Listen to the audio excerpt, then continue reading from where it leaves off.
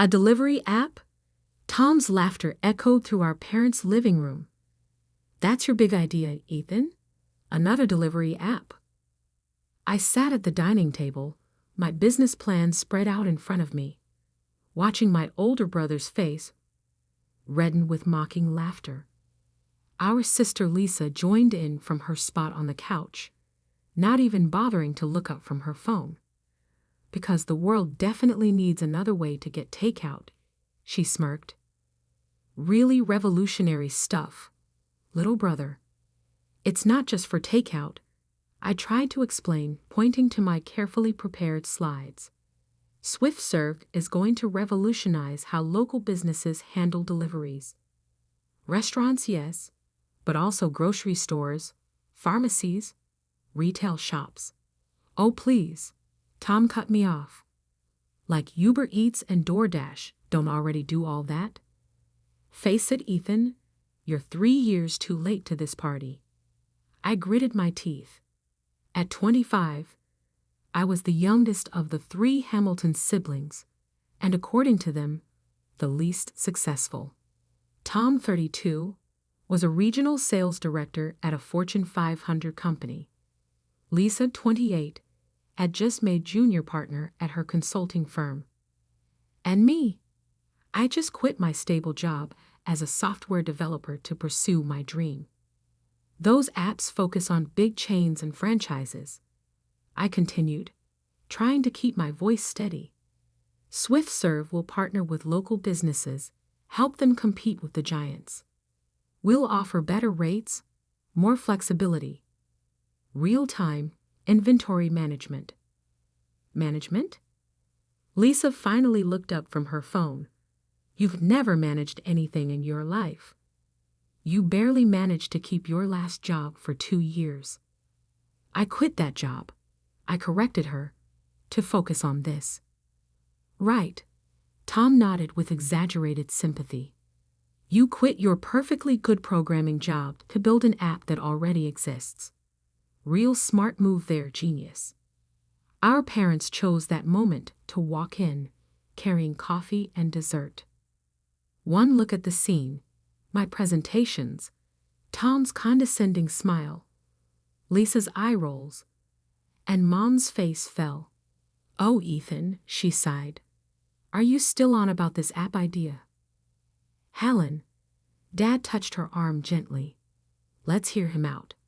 But I could see the worry in his eyes. The same look he'd given me when I told him I was leaving my job.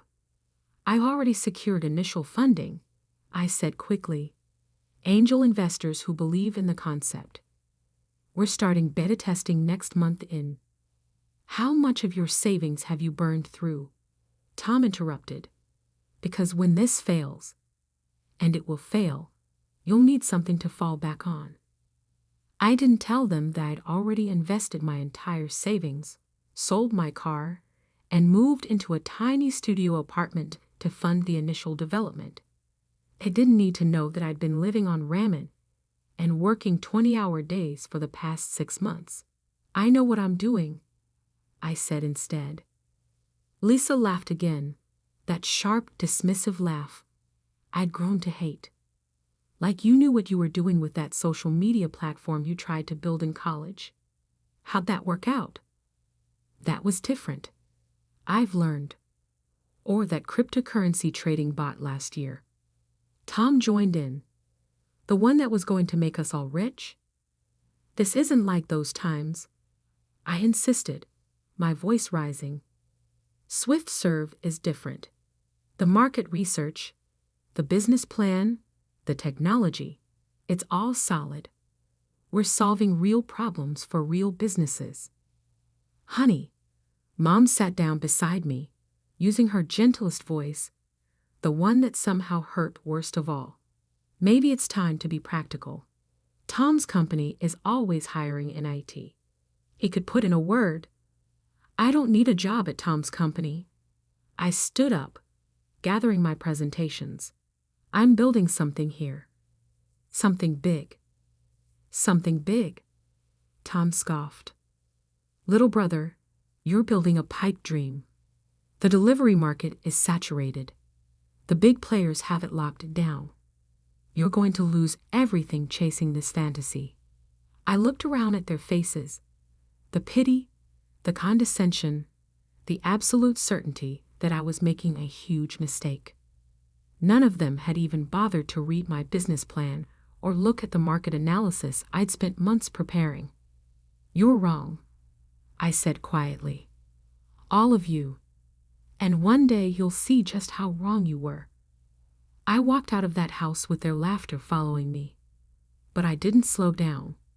In my beaten-up Honda Civic, the only thing I hadn't sold to fund SwiftServe, I had my laptop, 3 monitors, and enough determination to prove them all wrong. That night, in my tiny studio apartment, I worked until sunrise. The beta version of SwiftServe was almost ready. What my family didn't know, what none of them had bothered to ask about, was that we already had partnerships lined up with 50 local businesses in our test market. My phone buzzed. A message from Marcus Chen, our lead developer. "Backend updates complete. Ready for final testing." I smiled, thinking about my siblings' mockery. They thought SwiftServe was just another delivery app. They couldn't see what we were really building: a complete local commerce ecosystem that would change how small businesses competed in the digital age. The next few months were a blur of coding, meetings, and endless cups of coffee. We launched the beta in a small college town, partnering with local restaurants, bookstores, and grocery shops. The response was immediate. SwiftServe wasn't just another delivery app. It was a lifeline for small businesses struggling to compete with giant chains. Our platform didn't just handle deliveries. It provided inventory management, customer analytics, and marketing tools that leveled the playing field. 3 months after that disastrous family dinner, we had our first major breakthrough. A local newspaper ran a story about how SwiftServe had helped save a historic bookstore from closing. The owner's quote made me smile. "It's not just delivery. It's like having a whole digital department at our fingertips." The article caught the attention of a major venture capital firm. Suddenly, the meetings I couldn't get before were happening. Investors who'd ignored my emails were calling me. I didn't tell my family about any of it. Let them think I was failing. Let them believe their mockery was justified. Success would be sweeter when they finally saw it for themselves. 6 months in, SwiftServe had expanded to 3 cities. Our user base was growing exponentially, and our business partners were reporting revenue increases of up to 40%. Then came the call that changed everything. "Ethan Hamilton?" The voice was unfamiliar. "This is James Morrison from Tech Fund Ventures. We've been watching SwiftServe's growth with interest." Tech Fund Ventures, one of the biggest names in tech investment, known for backing companies like Uber and Airbnb in their early days. "We'd like to discuss leading your series of funding round. How does $50 million sound for a starting point?" I gripped my phone tighter, glad I was sitting down. "That sounds interesting. Excellent. Our team has reviewed your technology, your market strategy, your growth metrics. We believe SwiftServe isn't just another delivery app. It's the future of local commerce. Not just another delivery app." The words my siblings had thrown at me mockingly were now being used by one of the most successful venture capitalists in the country, but with admiration instead of derision. After the call, I sat in my small apartment, looking at the whiteboard where I'd mapped out SwiftServe's future. We were about to go from bootstrapped startup to major player. My phone buzzed again. A message in the family group chat. "Tom. Hey everyone. Big news. Just got promoted to VP of Sales. Lisa. Congratulations. Dinner to celebrate? Mom. So proud of you, honey. This weekend? Dad. That's my boy. I stared at the messages, remembering all the family dinners where they'd bragged about their careers while dismissing my dreams. Soon, very soon, they'd learn what real success looked like. But first, we had an empire to build. 1 year after that first mocking family dinner, I sat in my new corner office on the 38th floor of a downtown skyscraper, watching Swift Serve's real-time statistics scroll across multiple screens. We were now operating in 20 major cities, with over 10,000 local businesses on our platform. The $50 million from Tech Fund Ventures had turned into $200 million in Series B funding. Forbes had just named SwiftServe one of the top 10 startups to watch. Our valuation had crossed $1 billion, making us official unicorn. And my family still thought I was struggling. Mr. Hamilton? My executive assistant Sarah appeared at the door.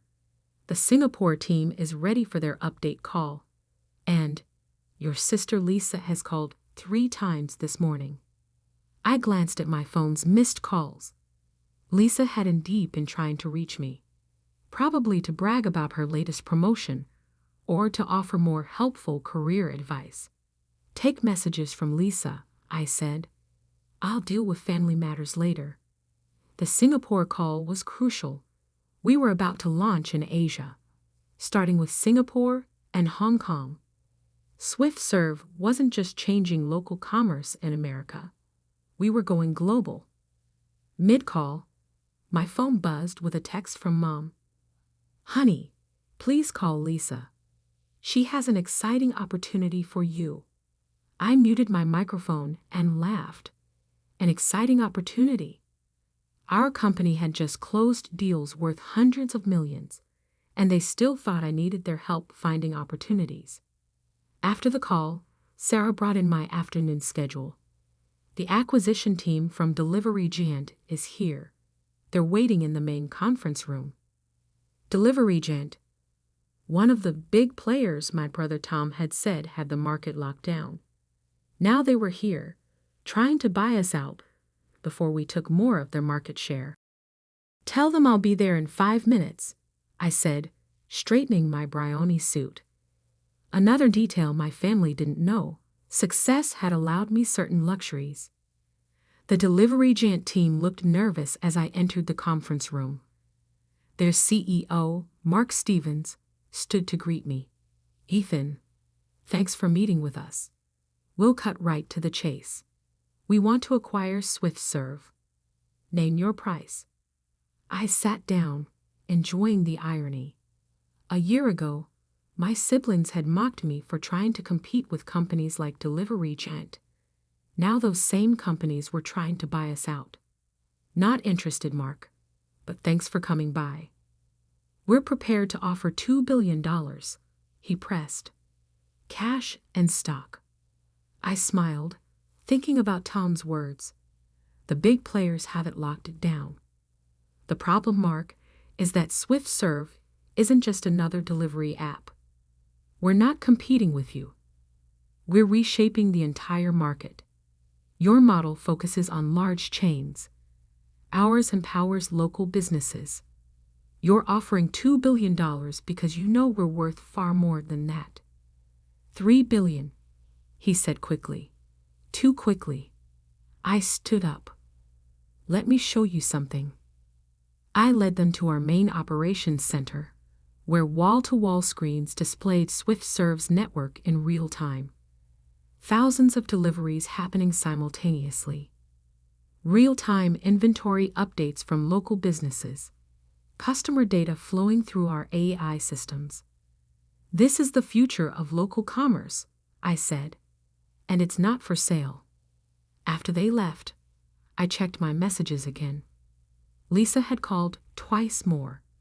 Finally, curious about this exciting opportunity, I called her back. Ethan, finally. Her voice was too bright, too eager. Listen, I've been thinking about your situation. My firm is launching a new digital division, and I convinced them to consider you for a junior analyst position. I nearly dropped my phone. Junior analyst? I know, it's entry level, she continued, missing my tone completely. But it's a foot in the door, a real career path. Better than wasting time on that app thing, right? I looked around my office, at the awards on the walls, the view of the city, the evidence of success they somehow still couldn't see. Lisa, I said carefully, how's the consulting business going? Amazing. She launched into a detailed description of her latest project. We just landed a major client in the tech sector. They need help with their digital transformation strategy. Would that client be Anderson Global? I interrupted. Silence. Then, how did you know that? Because they approached us first. They're implementing SwiftServe's platform across their entire retail division. The contract is worth $50 million. More silence. That app thing you think I'm wasting time on. We're now in 20 cities, Lisa. We have over 1,000 employees. Our last funding round valued us at $3.5 billion. That can't be right, she stammered. We would have heard. Would you? When's the last time any of you actually asked about my work? Asked to see what I was building? Before she could respond, Sarah appeared at my door. Mr. Hamilton? The board meeting is starting. I have to go, I told Lisa. Board meeting. But hey, thanks for thinking of me for that junior analyst position. Always good to have a backup plan, right? I hung up, imagining her face as reality finally began to crack her perception of her struggling little brother. The board meeting was another triumph. Our expansion plans were ahead of schedule. Revenue had tripled in the last quarter, and we had just acquired our biggest competitor in the local delivery space. As I wrapped up my presentation, my phone buzzed again. A message from Tom. Just heard something interesting about SwiftServe. Need to talk ASAP. I smiled. Word was finally getting around. But they still didn't know the biggest news. The development that would force them to fully confront their mistake in doubting me. SwiftServe was about to go public. And there was one more detail they didn't know. Their precious corporate jobs. Their companies were about to undergo major restructuring. Both Tom's employer and Lisa's consulting firm had been losing market share to businesses using SwiftServe's platform. They would soon be looking for new opportunities, and I knew exactly where they'd try to find them. After all, SwiftServe was hiring. We needed regional managers in several cities. I opened my laptop and sent a quick email to HR. When applications come in from Tom or Lisa Hamilton, forward them directly to me. The family that had laughed at my dreams was about to learn a valuable lesson about underestimating people, and I was going to enjoy teaching it. The morning of SwiftServe's IPO, I stood in my private office suite at our headquarters, adjusting my tie as I prepared for the opening bell ceremony. The Wall Street Journal's headline caught my eye. SwiftServe IPO set to be largest tech offering of the year. My phone buzzed. A message from Tom. We need to talk. It's urgent. Something big happening at work. I knew exactly what was happening at his work. His company had just announced major layoffs. They'd lost 40% of their market share to businesses using SwiftServe's platform. Tom's division would be the first to go. Another message, this time from Lisa. My firm is undergoing restructuring. Can we meet?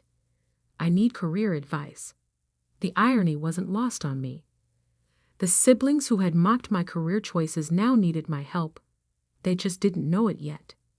Mr. Hamilton? Sarah appeared at my door. Your parents are in the lobby. They're quite insistent about seeing you. I checked my watch. 2 hours until the opening bell. Send them up. My parents entered cautiously, taking in the massive office with its floor-to-ceiling windows and city views. Mom's eyes widened at the Swift Serve CEO nameplate on my desk. Ethan, Dad started, his voice uncertain. We've been seeing some things in the news. About Swift Serve? I smiled. Yes, we're going public today. Initial valuation around $50 billion. Mom sat down heavily in one of the leather chairs. 50 billion? That's right. That little delivery app you all laughed at? Turns out it was worth something after all. But why didn't you tell us? Mom's voice cracked. Tell you? I laughed softly. I tried. Remember that family dinner a year ago? When I laid out my entire business plan, Tom called it a pipe dream. Lisa mocked me for wasting my time. And you? I looked at Dad. You wanted me to get a real job instead.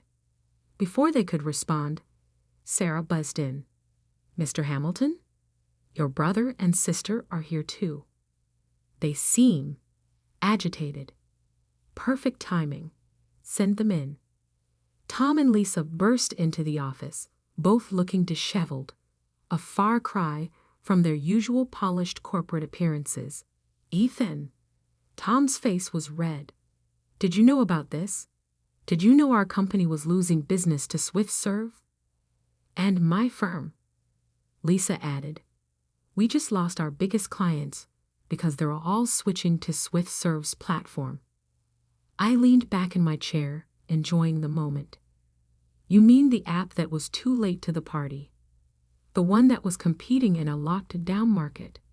Understanding slowly dawned on their faces. You're behind all this, Tom stammered. Swift Serve isn't just a delivery app, I said, standing up. It's a complete digital transformation platform. We're changing how local businesses compete in the digital age. Those big clients you lost, they didn't just switch to our platform, they're thriving on it. Growing, expanding, while traditional businesses, like your employers, are falling behind. But you never said. Lisa's voice trailed off. Said what? That I was succeeding. That my pipe dream was revolutionizing entire industries. You never asked.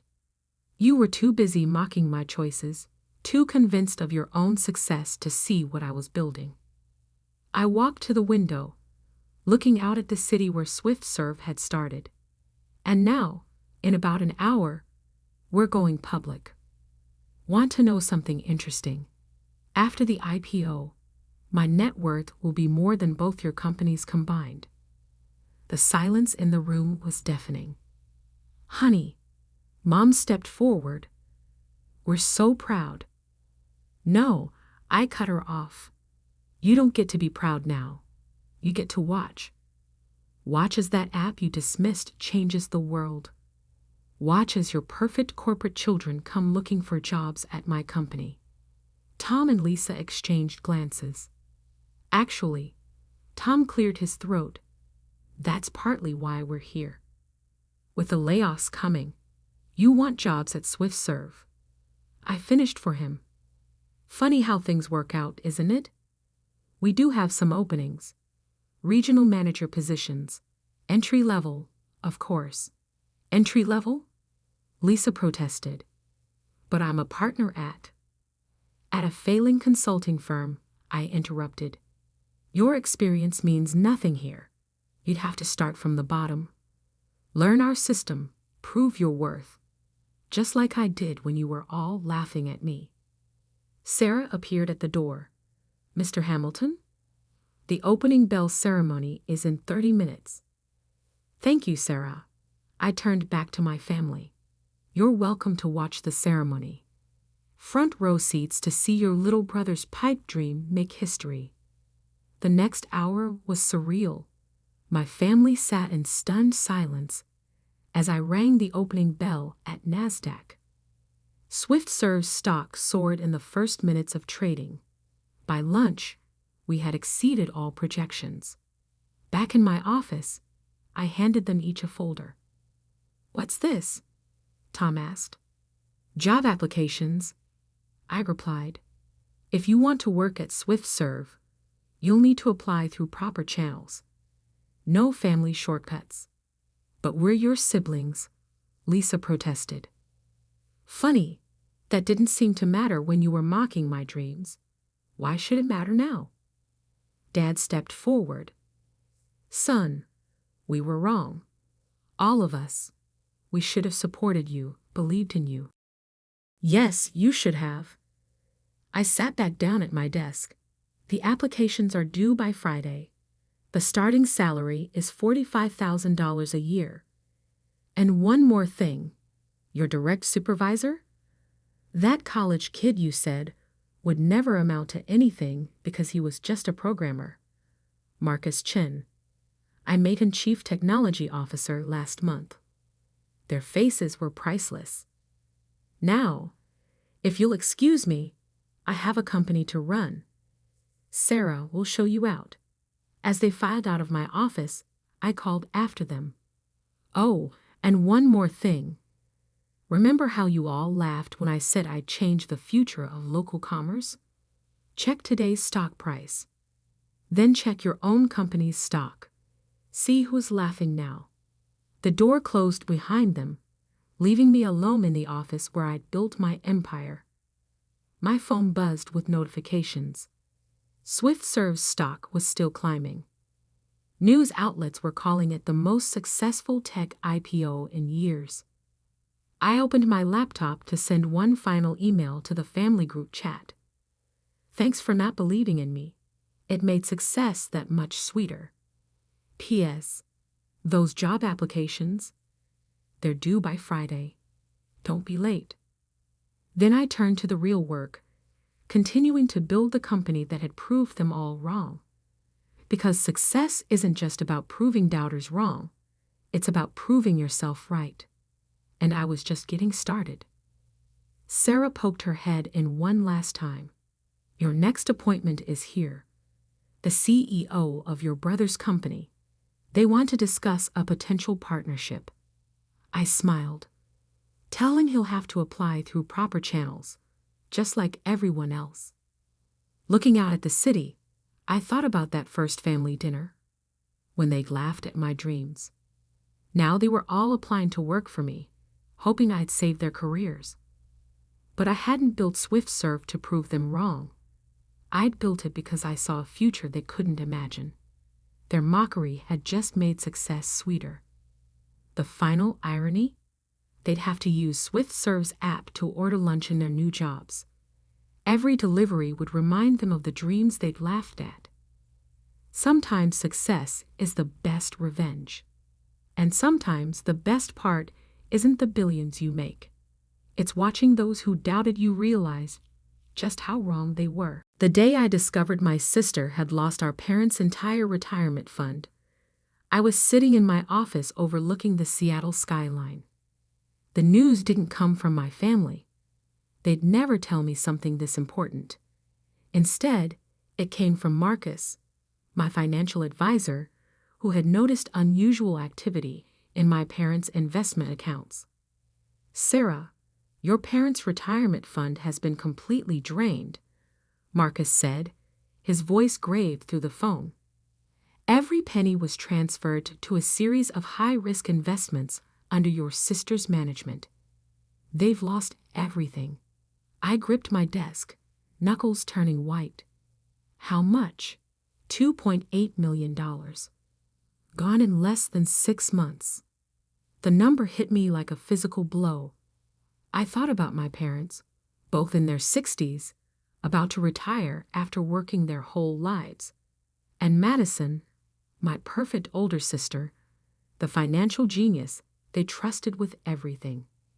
"Send me the details," I said, ending the call. I stared at the Seattle rain pattering against my office window, remembering how different things had been just 15 years ago.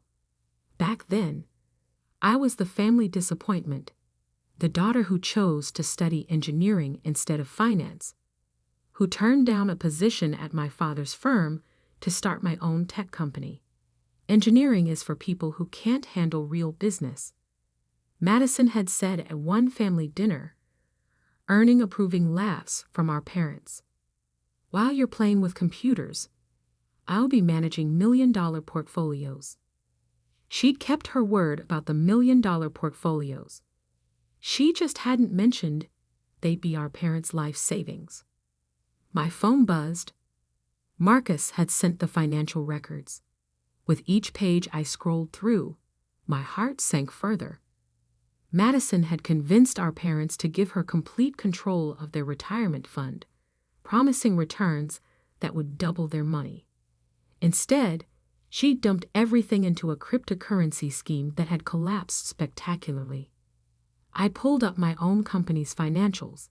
Advanced Dynamics, the tech firm I'd built from scratch, was now worth over $300 million. I could easily help my parents, if they'd let me. I dialed my mother's number, something I rarely did anymore. She answered on the fourth ring, her voice tight with forced cheerfulness. "Sarah? This is unexpected. Mom, I know about the retirement fund." Silence stretched between us, heavy with unspoken words. "That's none of your business," she finally said. "Madison is handling it." I bit back a bitter laugh. Handling it? She lost everything. She made some unfortunate investments, but she's working on fixing it. Besides, how do you even know about this? Because unlike Madison, I actually pay attention to financial markets. Mom, let me help. I can. We don't need your help. She cut me off sharply. Madison has a plan. She's always been good with money, unlike. She didn't finish the sentence. She didn't need to. Unlike you hung in the air between us. Mom?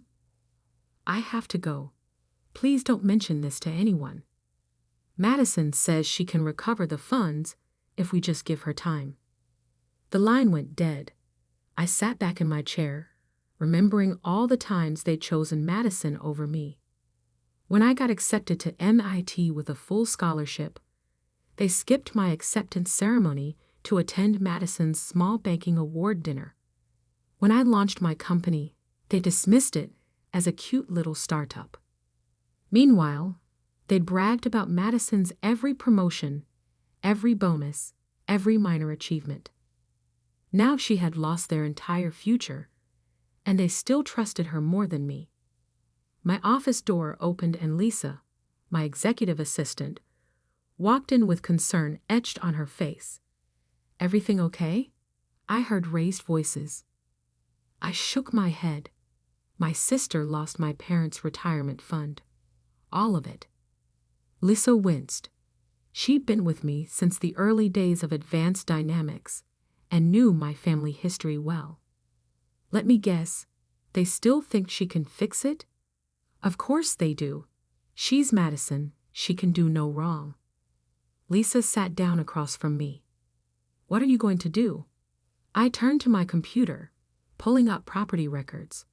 My parents' house, my childhood home, was mortgage-free and worth about $1.2 million. If they sold it, they could at least have something for retirement. "They'll never sell," Lisa said, reading my thoughts. "That house is your father's pride and joy. They might not have a choice." I opened another window, accessing my parents' property tax records. They haven't paid property taxes in 3 months. They're going to lose the house anyway. I made some quick calculations. With their depleted savings and my father's reduced income, he'd recently stepped back to part-time work in preparation for retirement. They couldn't afford the mounting tax bills. The house would go to auction within months. "I'm buying it," I said suddenly, anonymously, through one of our shell companies. "They'll never know it's me." Lisa raised an eyebrow. "And then what?" Then I'll let them stay there. Pay the taxes, maintain the property. They can live out their retirement in peace. While Madison takes the credit for saving them again. I smiled, but there was no humor in it. Probably, but at least they'll be okay. As I started making arrangements, my phone lit up with a text from Madison. Stay out of this, little sister. I know you've been asking questions. This is family business, and you're barely family anymore. I stared at the message, feeling that familiar ache of exclusion. Then I straightened my shoulders and began typing emails to my lawyers. Madison might be the golden child, but I had something better than their approval. I had the means to actually help them, even if they never knew it was me. 3 months passed in a blur of legal preparations and careful maneuvering. Through discreet channels, I tracked my parents' financial spiral. Madison kept making promises, each more grandiose than the last. I found new investors, she'd tell them. Just 2 more weeks. But the weeks turned into months, and their savings remained gone. The auction notice arrived on a rainy Tuesday morning. I didn't receive it directly, of course, but my lawyer forwarded me a copy. The Morrison family residence, all 4,200 square feet of my childhood home, would be sold to the highest bidder in exactly 1 month. I was in a board meeting when my mother finally called. Sarah? Her voice wavered, nothing like her usual confident tone. Are you busy? I stepped out of the conference room, signaling to my executives to continue without me. What's wrong? A pause, then a shaky breath. The house? We're losing the house. Madison tried everything, but she broke off, and I heard muffled crying. Mom, I can help. Let me. No. She cut me off, steel returning to her voice. That's not why I'm calling. Madison says she might have a solution, but we need a small loan. Just $50,000 to tide us over until her new investment pays off. I closed my eyes, fighting back frustration. Even now, they were turning to Madison's schemes, rather than accepting my help directly. Mom, her investments aren't real. She's lying to you. How dare you? My mother's voice turned sharp. Your sister is trying to save our home while you've done nothing but criticize. If you won't help with a loan, I don't know why I bothered calling. The line went dead. I stood in the hallway, my reflection in the window showing a woman I'd barely recognized. Gone was the unsure youngest daughter they dismissed. In her place stood the CEO of a major tech company, someone who'd built something real while Madison built castles in the air. That evening, I met with James Chen, my most trusted lawyer, in my home office. Everything's set, he said, spreading papers across my desk. Horizon Ventures LLC is officially registered. No connection to you or Advanced Dynamics can be traced. Horizon Ventures was my shell company, created specifically to buy my parents' house. On paper, it was owned by a series of other shell companies, leading to a dead end in the Cayman Islands. The auction is in 4 weeks, James continued.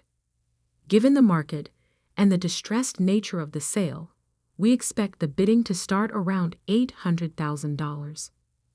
I nodded, pulling up my own research. There will be other bidders. That neighborhood is prime real estate now. We're prepared to go up to $2 million if necessary, though that's well above market value. I don't care about market value. I care about making sure they have a home. The next few weeks were tense. Madison made increasingly desperate attempts to raise money, even trying to convince our parents to take out high-interest loans from dubious lenders. I blocked those attempts through careful behind-the-scenes maneuvering, knowing they'd lead to even more financial disaster. The day before the auction, I received an unexpected visitor at my office. My father stood in the reception area, looking older and more tired than I'd ever seen him. "Sarah," he said quietly, "do you have a minute?" I led into my office, noticing how his eyes widened at the view, the expensive furniture, the clear signs of success he'd never acknowledged. "Nice place," he said, settling into a chair. "You've done well for yourself. What do you need, Dad?" He flinched at my direct tone. "Madison says you've been interfering with her attempts to help us, blocking loans, scaring away investors. Why would you do that to your own family?" I stared at him, incredulous. "Those weren't investors, Dad. They were predatory lenders who would have taken what little you have left. Madison knows what she's doing. She's always been good with money. She lost your entire retirement fund." My voice rose despite my efforts to stay calm. "Every penny you saved, gone on cryptocurrency scams and fake investment schemes. When will you see her for what she is?" My father stood up, his face flushing. "I don't know why we expected you to understand. You've always been jealous of your sister's financial acumen. Well, we don't need your help or your approval. Madison will figure something out. She always does." He stormed out, leaving me alone in my office. I pressed my forehead against the cool glass of the window, watching him get into his luxury car, probably the last remnant of their comfortable life, and soon to be repossessed too. The next morning, I dressed carefully in a plain black pantsuit, nothing like my usual designer office wear. I wore minimal makeup, pulled my hair back severely, and added glasses I didn't need. The woman in the mirror looked nothing like Sarah Morrison, CEO of Advanced Dynamics. The auction was held in a small room at the county courthouse. I sat in the back, a plain manila envelope containing Horizon Ventures documentation on my lap. My parents sat in the front row, Madison beside them, whispering what looked like reassurances. She was dressed expensively as always, keeping up appearances even as everything crumbled. "Next item," the auctioneer announced, "property at 1447 Maple Grove Road. Opening bid $800,000. A few hands went up. Real estate developers mostly, judging by their sharp suits and calculating expressions. The price climbed steadily. 900,000, 950,000, 1 million. Madison kept glancing around frantically. I wondered what last-minute rescue she had promised our parents. 1.2 million, called a developer in the front. My mother's shoulders began to shake. My father put his arm around her, his face ashen. 1.5 million, I said clearly, raising my hand. The other bidders turned to look at me, this plain woman in the back row. 1.6, countered the developer. 1.8, I responded immediately. The room grew quiet.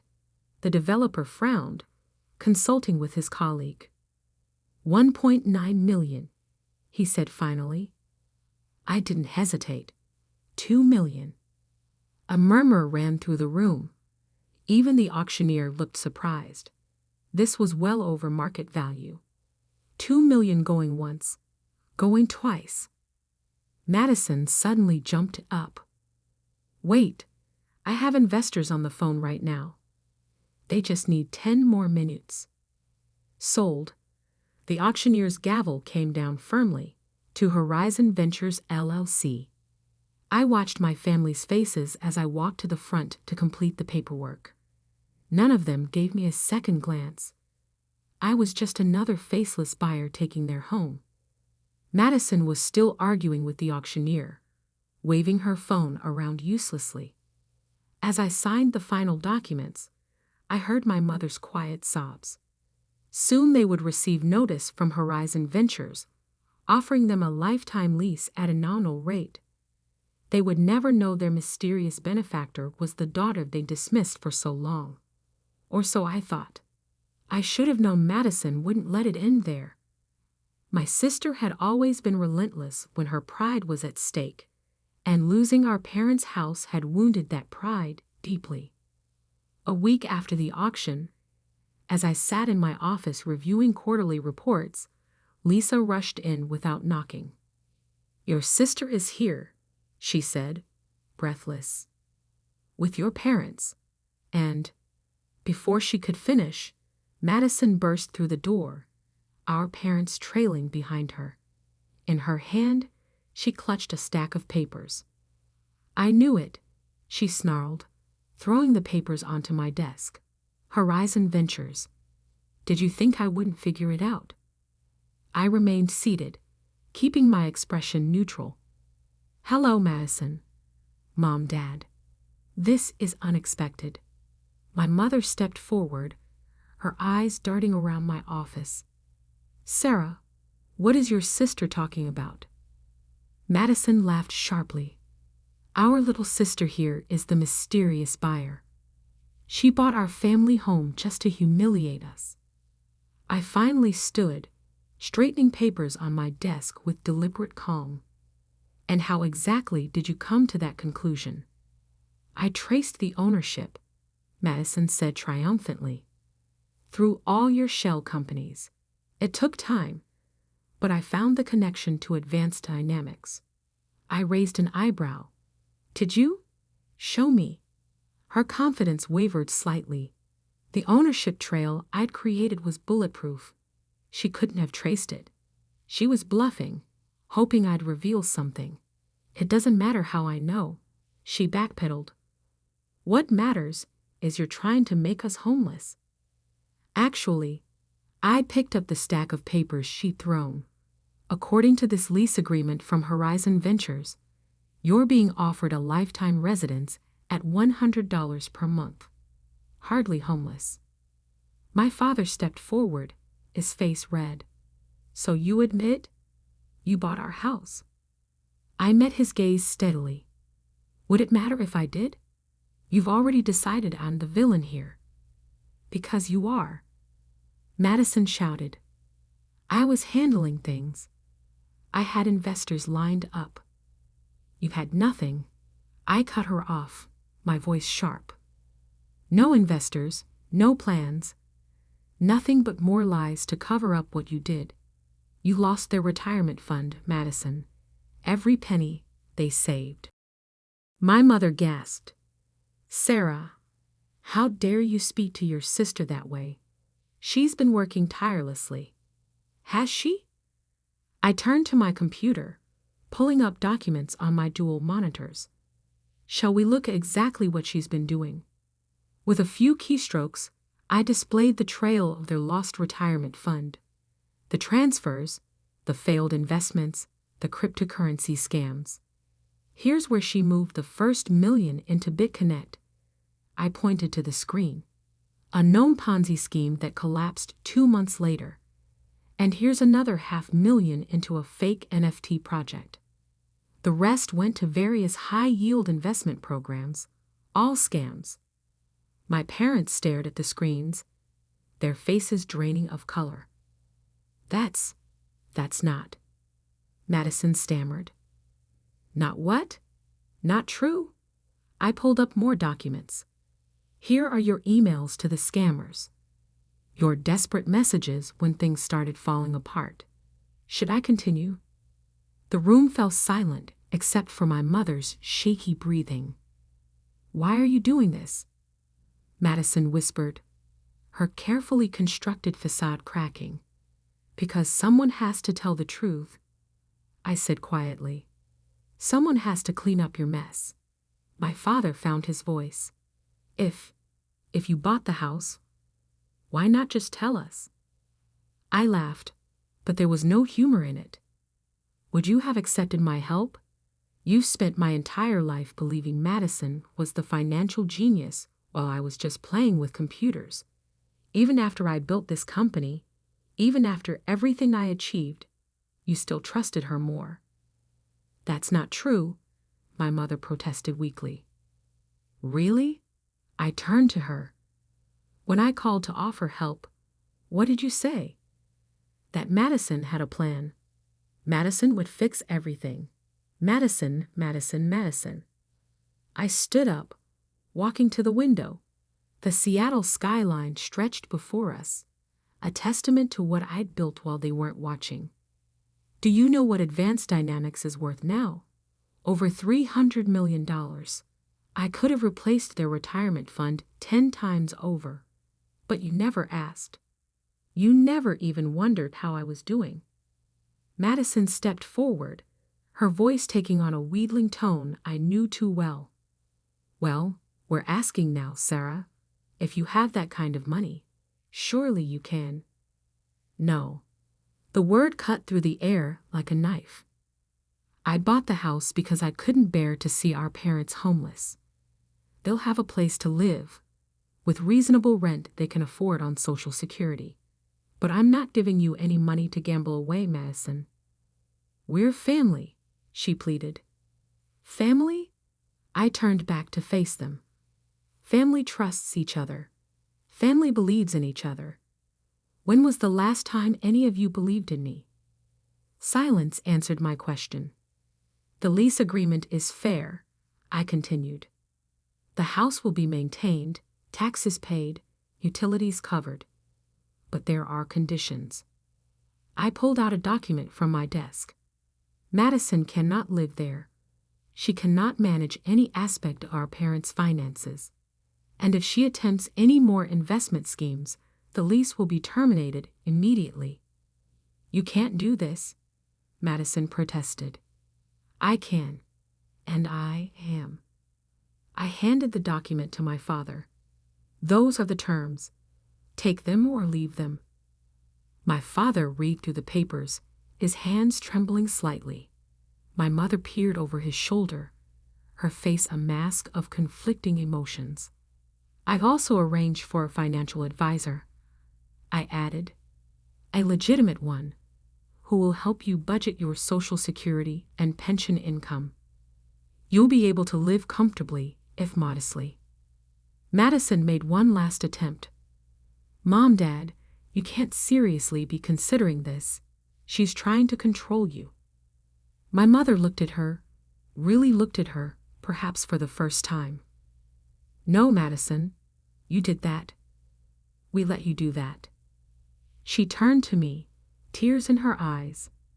Sarah, we don't, I said softly. I don't want apologies. I just want you to be okay.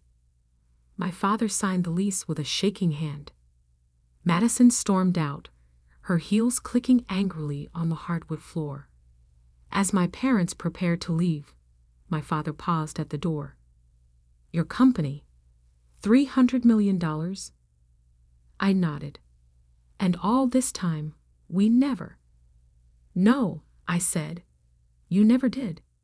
After they left, I sat in my office for a long time, watching the sun set over Seattle. Lisa brought me a coffee and sat quietly beside me. Are you okay? She finally asked. I thought about the years of dismissal, of being the family disappointment. I thought about Madison's schemes and my parents' blind faith in her. I thought about the moment they finally saw the truth. You know what's funny? I said, sipping my coffee. All I ever wanted was for them to believe in me. Now they do, but it doesn't matter anymore. I stopped needing their approval somewhere along the way. Lisa smiled. That's called growing up. Maybe. I turned back to my computer, pulling up project reports. Or maybe it's just learning to believe in yourself when no one else will. Months passed. My parents adjusted to their new life, living modestly but securely in their home. Madison moved to Los Angeles, chasing new schemes that no longer threatened our parents' future. And me.